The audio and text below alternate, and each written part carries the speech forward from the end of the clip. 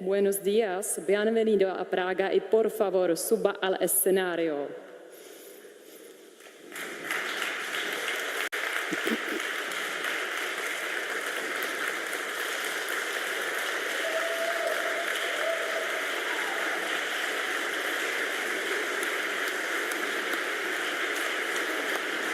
Bienvenido, felicidades.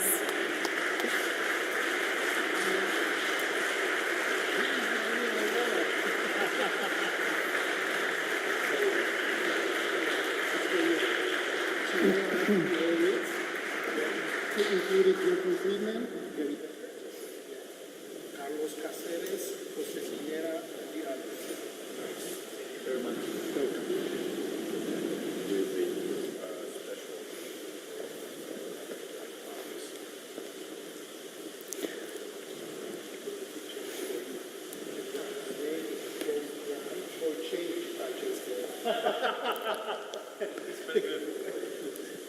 Okay, thank you, gentlemen. Now it's time for the speech of the President of Argentina, Javier Milei, for his annual lecture. And the name of his speech is How to Tackle Inefficient Government. The stage is yours, Mr. President.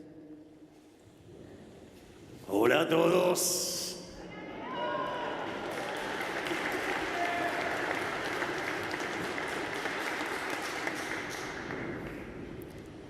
En primer lugar, deseo dar las gracias por este reconocimiento a el trabajo que estamos llevando adelante en la lucha por las ideas de la libertad. Y acá voy a contar una pequeña anécdota y lo que tiene que ver con mi relación con el liberalismo. Si ustedes van a ver un partido de fútbol de Argentina, en Argentina, van a ver las tribunas colmadas de público, gente muy alegre, con muchos colores, muy colorido, muy pintoresco. Es más, con cánticos, un espectáculo verdaderamente en sí mismo. Pero por más linda que sea la tribuna y cómo luce y todo lo que alienta, ustedes ponen el balón en el centro de la cancha y si no entra Messi a patear la pelota no se mueve. ¿Por qué digo esto? Porque la batalla cultural, la discusión de las ideas es muy importante. Lo que uno hace en el ámbito académico es muy importante, pero sin una acción política no se llega a ningún lado. Porque si lo volvemos a la metáfora futbolística, ellos sí patean, ellos sí van contra el arco, ellos siguen anotando goles y no les importa. Entonces la única forma real de parar el avance del socialismo, del estatismo, del colectivismo, el constructivismo, la única forma es parárseles enfrente y darles la batalla, no solo en lo cultural, sino también en la arena política. En ese sentido,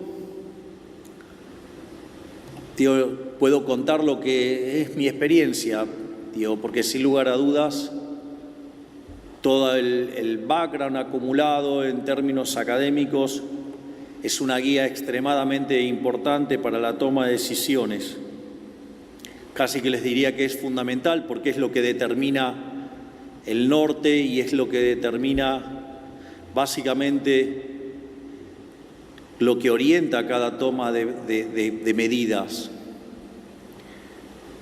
Entonces, por eso les quiero contar dos cosas. Cómo fue que me hice liberal en una versión muy sintética y cómo lo estoy llevando a cabo.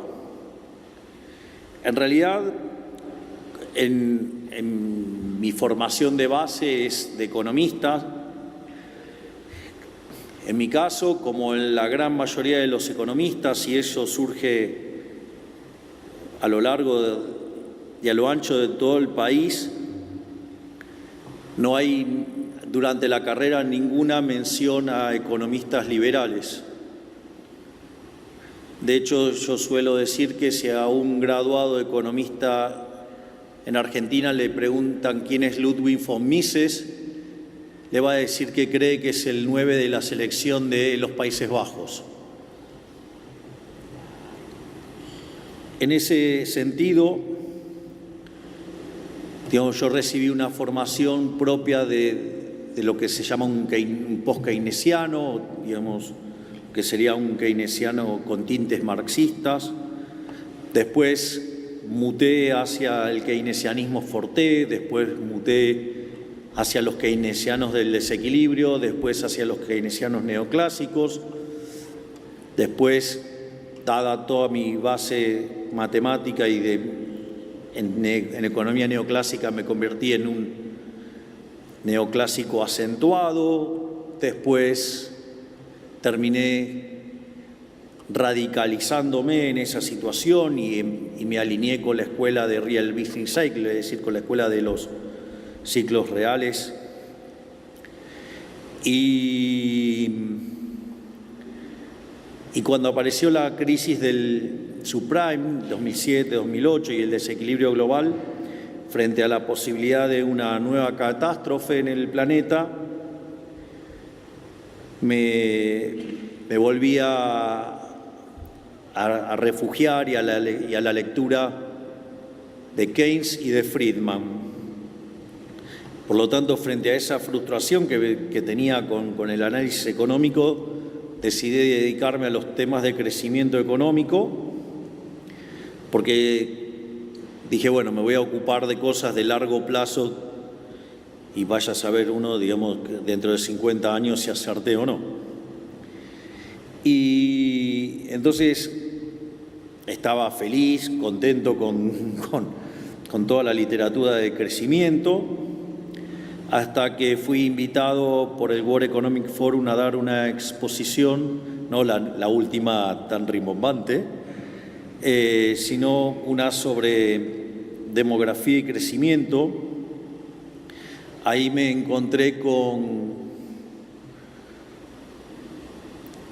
los trabajos de Angus Madison, y ahí me encontré frente a un nuevo shock muy fuerte, y era el tema de lo que en la teoría del crecimiento se llama, en la evidencia empírica, el palo de hockey. Es decir, cuando ustedes toman las series de Angus Madison entre el año 0 de la era cristiana y el año 2000, ustedes van a ver que el PBI per cápita tiene la forma de un palo de hockey y está prácticamente constante hasta el año 1800, y a partir de ahí pega una suba muy imponente.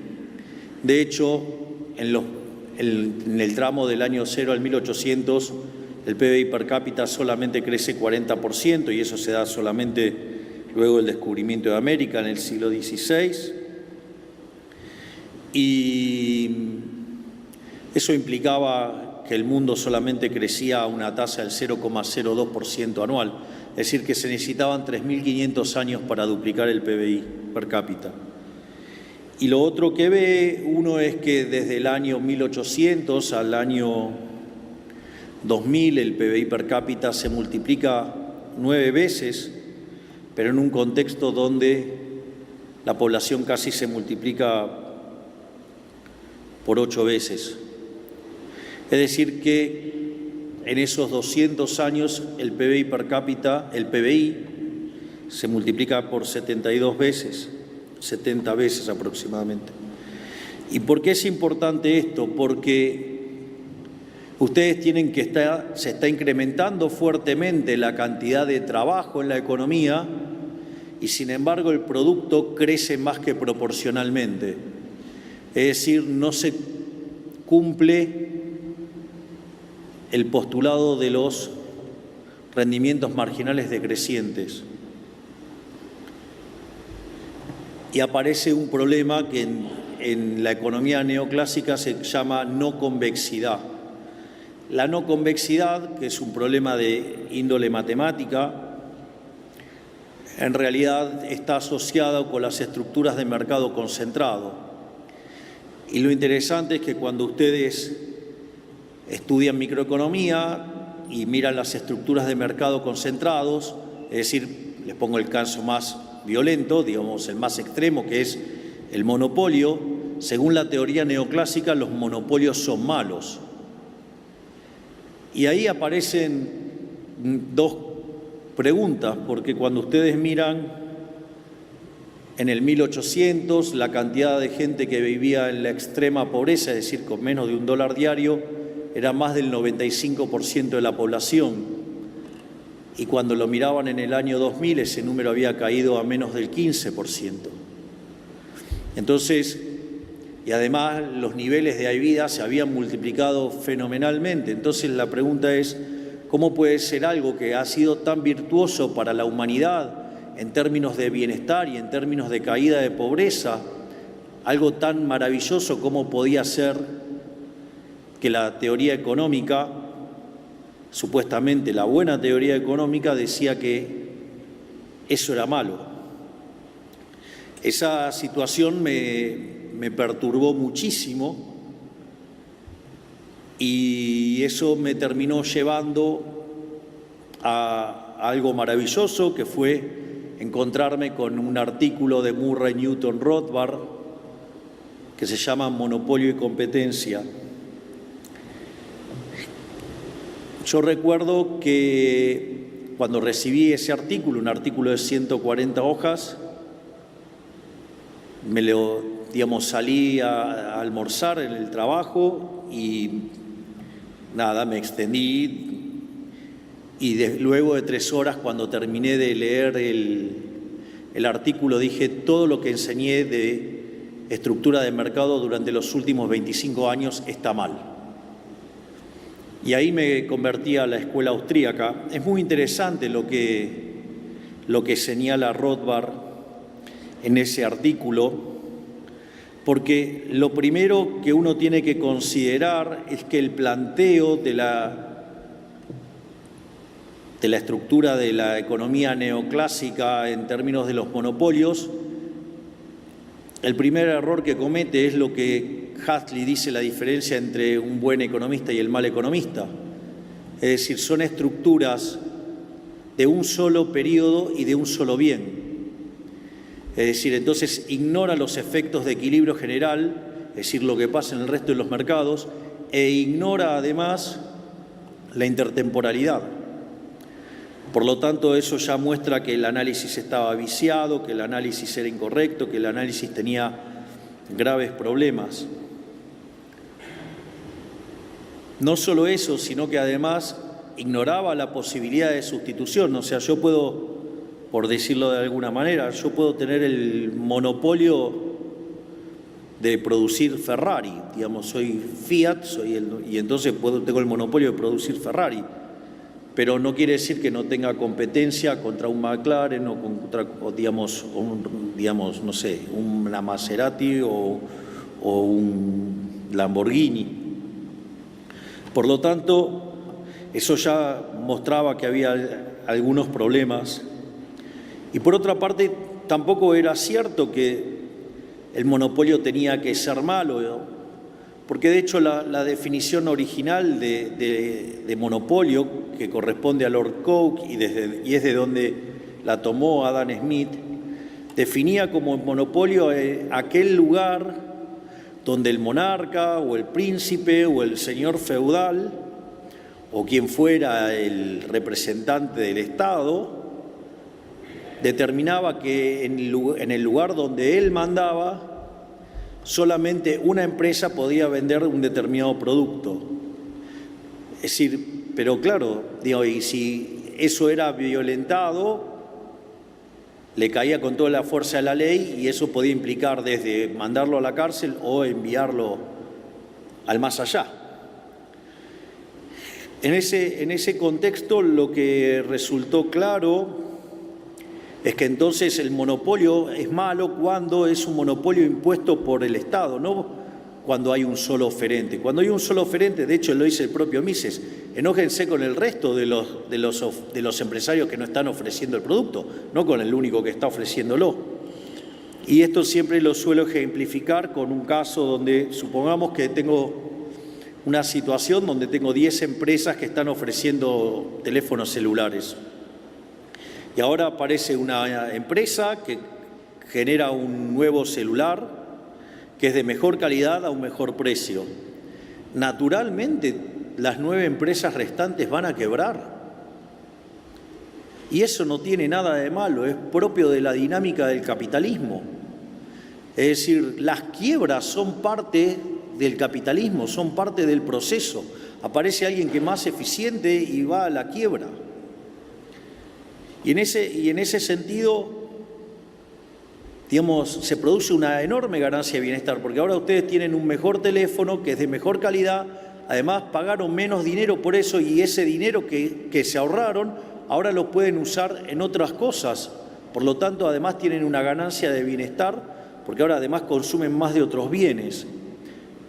Pero por otra parte también se cuestiona que el monopolista gana plata. ¿Y cuál es el problema que gana plata? Si en el fondo es un benefactor social, está, digamos, ganando plata porque le está arreglando un problema a la gente. Y en ese sentido, digo, ¿qué puede hacer con todo ese dinero que está ganando? Bueno, una de las cosas que puede hacer es gastarlo, consumirlo. Por lo tanto, digamos, genera lugares de trabajo y mejores de condiciones de vida a partir de dónde está gastando en otro lugar. Bueno, ok, ahora no lo consume, ahora lo ahorra. Bueno, si lo ahorra, eso va a financiar inversión. Entonces va a generar que se creen nuevos puestos de trabajo en otros lugares de la economía y que permita, digamos, que siga creciendo la economía. Por lo tanto, de vuelta le está haciendo bien a todo el mundo. La otra es que reinvierta en su propia empresa, pero si reinvierte en su propia empresa va a incrementar todavía más la oferta. Por lo tanto, digamos, van a tener que ofrecer todavía bienes de mejor calidad y de mejor precio, superándose a sí mismo. Y finalmente, digamos, supongamos que es un tirano y que le quiere arruinar la vida a la gente, entonces no va a hacer nada de eso y va a agarrar todo ese dinero que ganó y lo va a hundir en la tierra. Bueno, achica la cantidad de dinero dentro de la economía, los precios, el nivel de precio más bajo y reparte bienestar para todos con precios más bajos. En definitiva, cuando el monopolio surge de estas características, sería incorrecto tildarlo de monopolio o ir a buscar el problema de las no convexidades.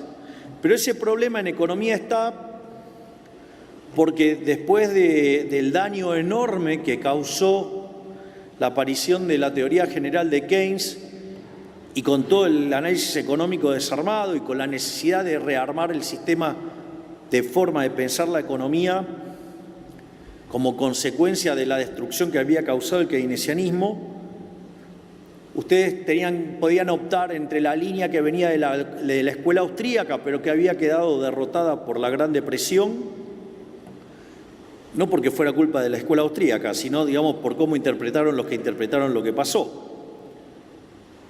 Y por otro lado, ustedes tenían la línea de Walras.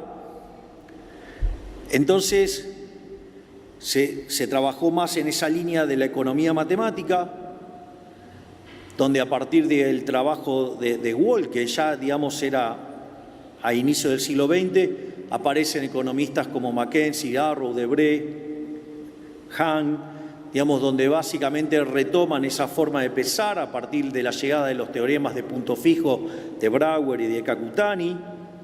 Y la realidad es que la discusión del equilibrio era una discusión sobre la existencia, la unicidad y la estabilidad. Y el problema arranca, digo, cuando se mete en el medio del análisis el problema normativo, el análisis del bienestar, es decir, cuando meten a Pareto en el medio. Y cuando hay que elegir, digamos, para la optimalidad, ustedes se ven en el dilema de elegir entre la fábrica de alfileres de Adam Smith, que son los rendimientos crecientes, y la idea de la mano invisible.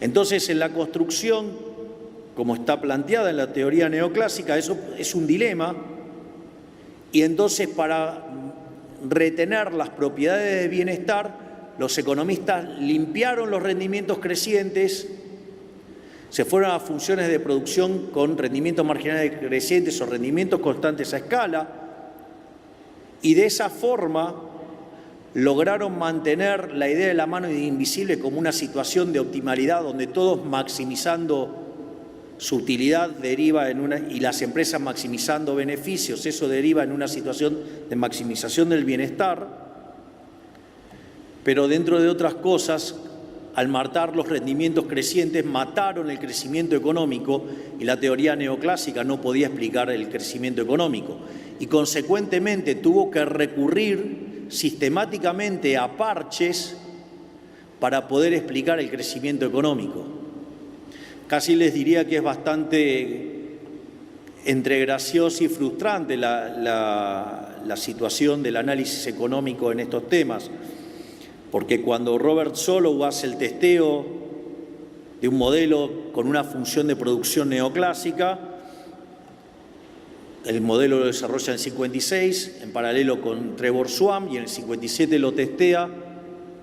La situación es muy frustrante porque logra solamente explicar el 15% y todo lo demás era residuo de Solow. La forma en la cual se arregló todo con factores exógenos determinados a dedo, por lo tanto, todo lo que tenía para explicar la teoría lo explicaba a dedo, y ese debate quedó saldado hacia fines de los 80, con Mankiw, David Romer y Weil, que básicamente testearon empíricamente una hipótesis levantada por Robert Lucas Jr., que a su vez estaba inspirada en algo que había hecho Usawa a inicios de los 70, impulsado por George Stigler, que era el jefe del Departamento de Economía de Chicago, cuando le dice a Solow que el problema es que no había incluido el capital humano, y ahí se desarrollan dos líneas de análisis, una la microeconómica, que es la de Gary Becker, y que me siento profundamente orgulloso porque dentro de la lista está Gary Becker.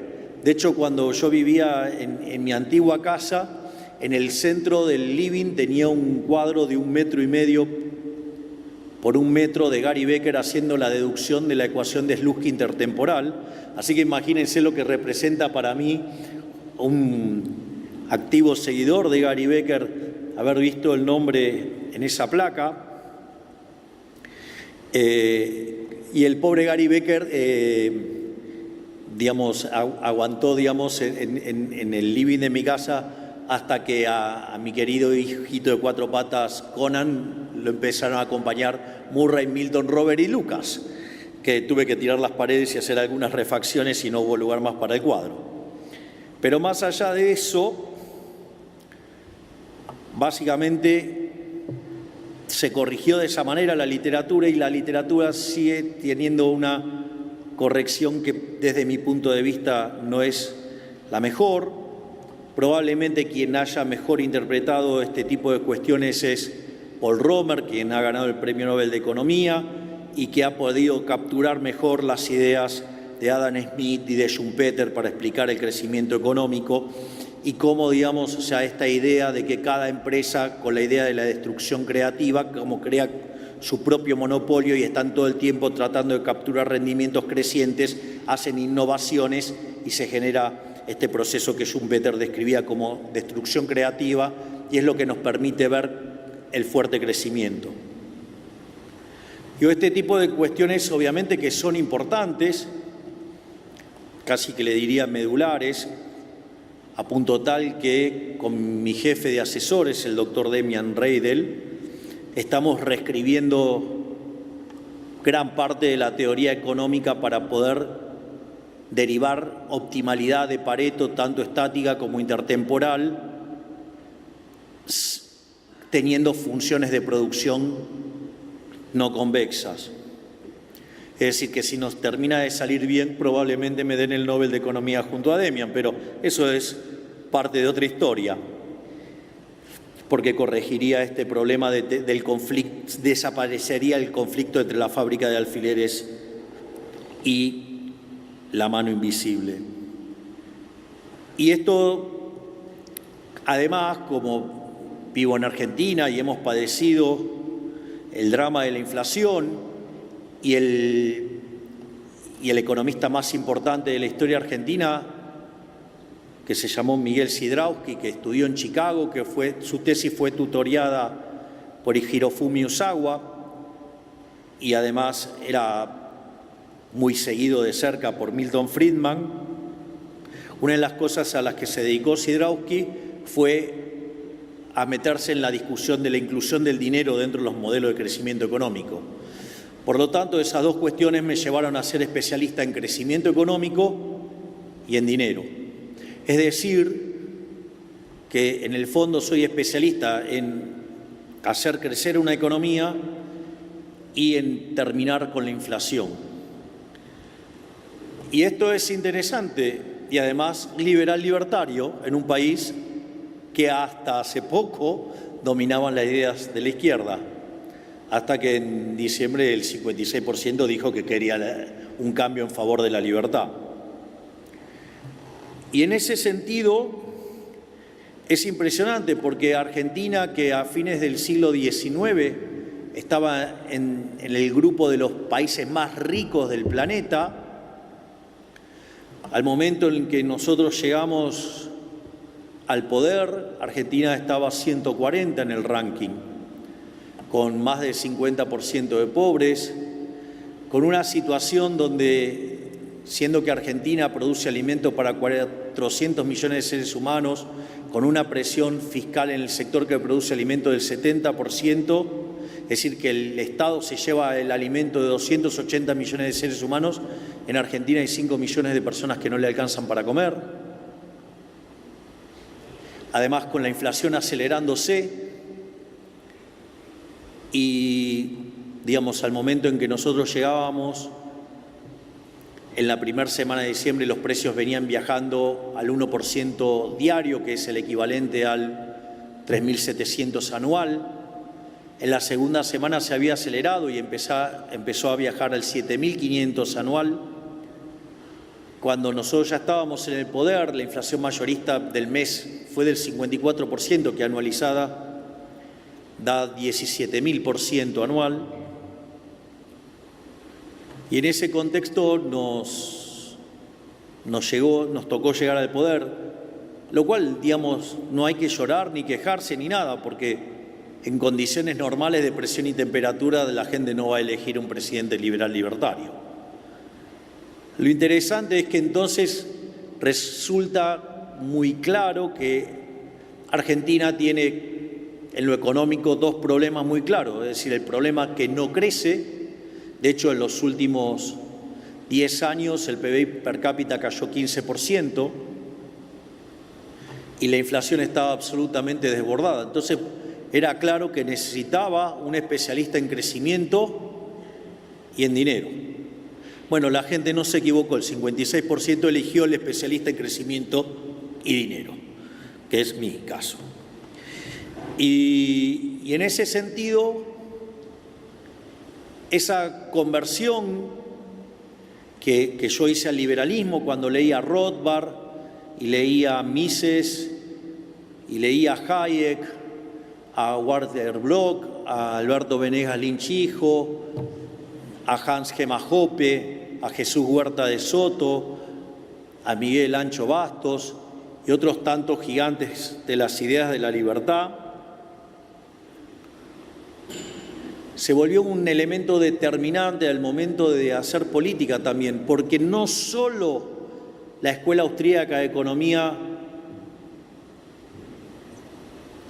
tiene la parte vinculada al análisis económico, sino que además incluye, al hacer todo un planteo sobre la libertad y un planteo sobre la ética y la moral de la libertad.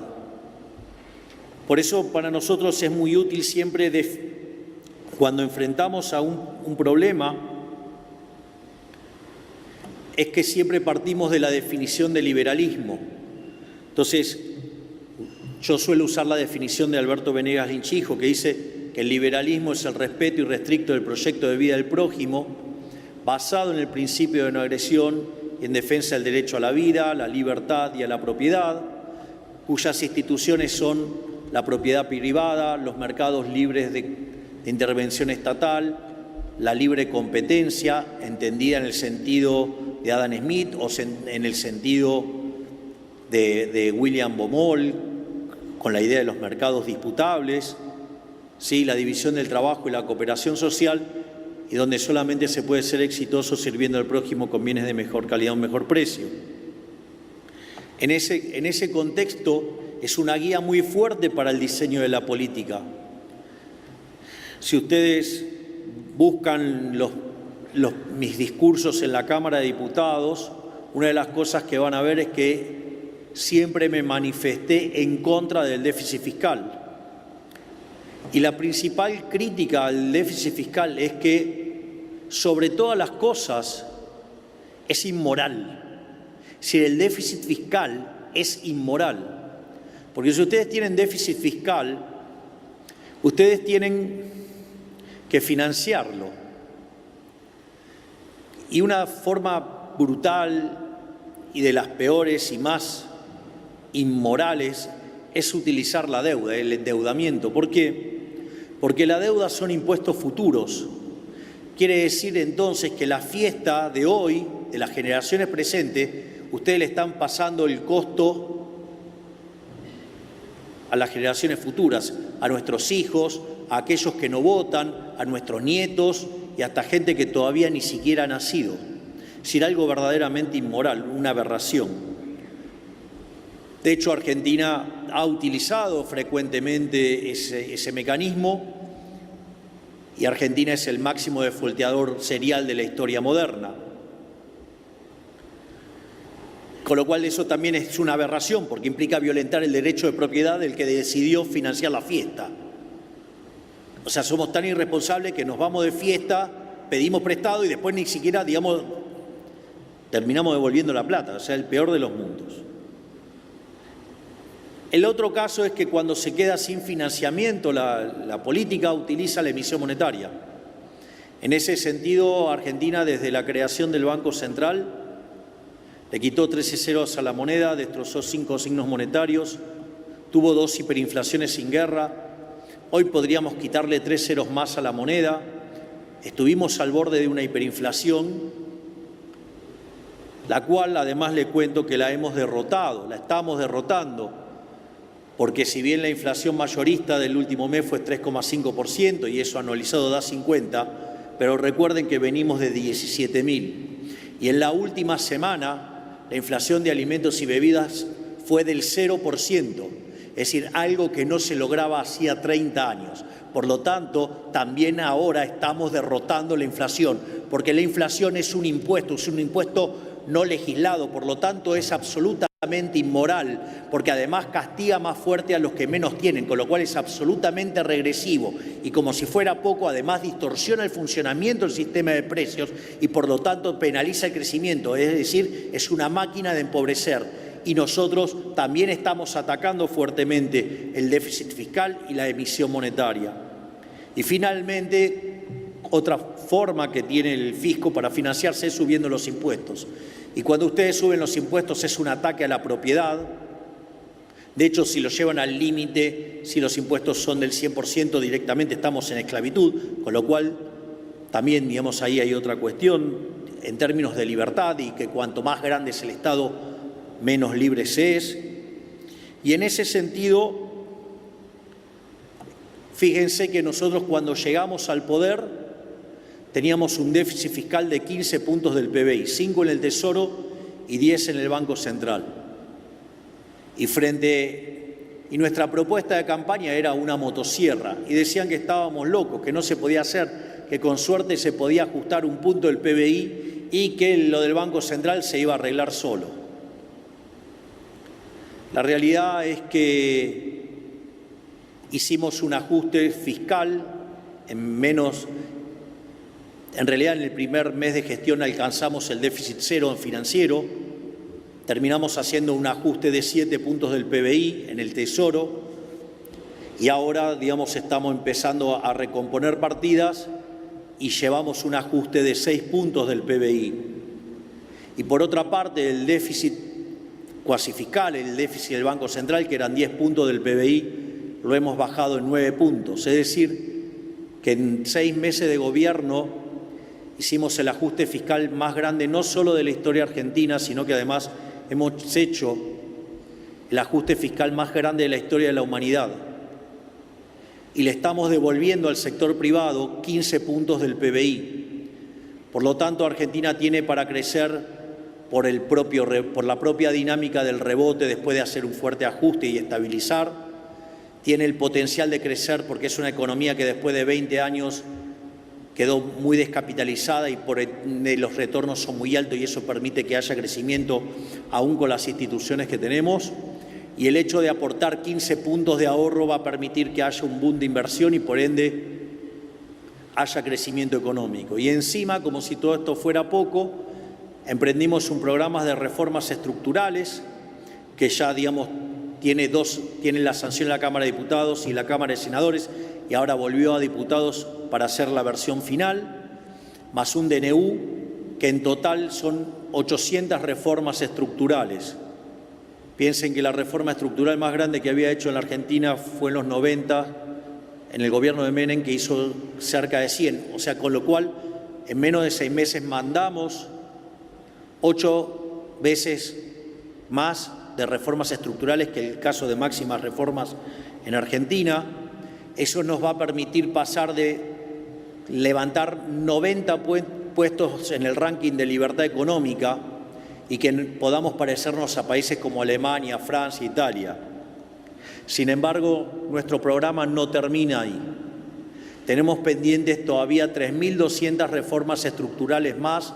Estamos pensando en convertirnos en el país más libre del mundo y por lo tanto estamos apuntando que en el largo plazo seamos el país más rico del mundo y sobre todo que la convergencia se acelere por el uso de la inteligencia artificial. Por lo tanto, de la mano de las ideas de la libertad y del progreso tecnológico, pero sobre todas las cosas, de las ideas de la libertad, ¿sí?, de los mercados libres, ¿sí?, del respeto de la propiedad privada, del respeto de la vida, digamos, con estos valores morales, Argentina va a salir de su oscuro presente para convertirse en el caso más brillante de la historia de la humanidad para volver a ser ricos. Y todo eso gracias de la mano de las ideas de la libertad, de la mano de Rothbard, de la mano de Mises, de la mano de Hayek y todos aquellos pensadores que además no solo pelearon en la academia por las ideas de la libertad, sino que muchos de ellos hasta, digamos, lo han hecho en el frente de batalla. Muchísimas gracias y ¡viva la libertad, carajo!